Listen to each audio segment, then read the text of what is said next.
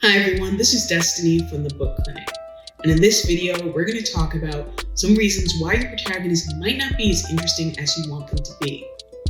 For those who are just learning the ropes, your protagonist is the main character of your story, and if they're not the most interesting, complex, dynamic, three-dimensional character in your story, you have to ask yourself, why are they the protagonist to begin with? So let's break down some reasons why your protagonist might leave much to be desired.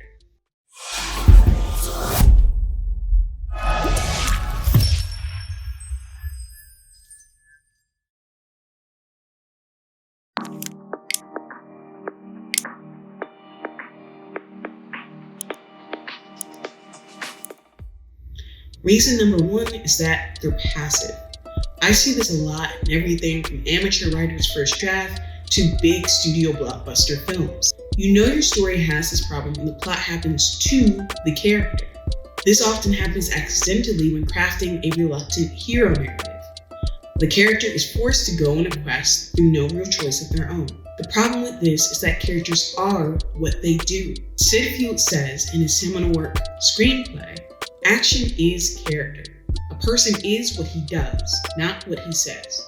If you're writing your script and since your characters are not as sharp or defined as you think they should be, and feel that they should be stronger, more dimensional, and more universal in terms of thoughts, feelings, and emotions, the first thing you must determine is whether they're an active force in the screenplay, whether they cause things to happen, or whether things happen to them. The actions a character takes, the decisions they make, is what defines them. If they don't make any decisions and are simply propelled along by the momentum of the story, then your character is not defined.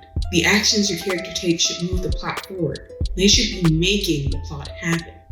On a fundamental level, if your protagonist is passive, then your story will lack structure. Think about what an act is. An act ends when the protagonist makes a decision or takes an action that changes who they are and spins the story in a new direction. It is also necessary for the audience to know the character's values in order to understand their motivations and empathize with them. See how you can rework your story so that your protagonist's actions are moving the plot forward. The second reason your character might not be interesting is because they're too perfect. Some writers, particularly those who are just starting out, make a character flawless because they don't think an audience will like a character who makes mistakes. However, the opposite is true. To make an audience empathize with the protagonist, you must make them relatable. A character with no flaws is impossible for a reader or viewer to identify with. In a good story, some of the character's problems should actually be the consequences of their weaknesses and mistakes. Neglecting this aspect of story is essentially flattening the plot. Flaws also add depth and a sense of progress. A flat character who doesn't change over the course of the story, with the exception of serialized stories like James Bond or Sherlock Holmes, is incredibly boring. When a character has flaws, they have the capability to evolve over the course of the story, for better or for worse. A character who doesn't change has no arc, and an arc is an essential aspect of storytelling. Finally, a perfect character can be very annoying, because it sets a standard for behavior that nobody can live up to. The third reason your character is not as interesting as you would like is because they don't want anything. John York describes the importance of desire in his book, Into the Woods, a 5-act journey into story. If a character doesn't want something, they're passive. And if they're passive, they're effectively dead. Without a desire to animate the protagonist, the writer has no hope of bringing the character alive, no hope of telling a story, and the work will almost always be boring. Aaron Sorkin put it succinctly, somebody's got to want something, something's got to be standing in their way of getting it. You do that, and you'll have a scene. The protagonist's pursuit of their desire is the story. A story with a protagonist who wants for nothing is simply a series of vignettes or loosely connected events. Otherwise, the character has no motivation, no dimension, and that is supremely uninteresting.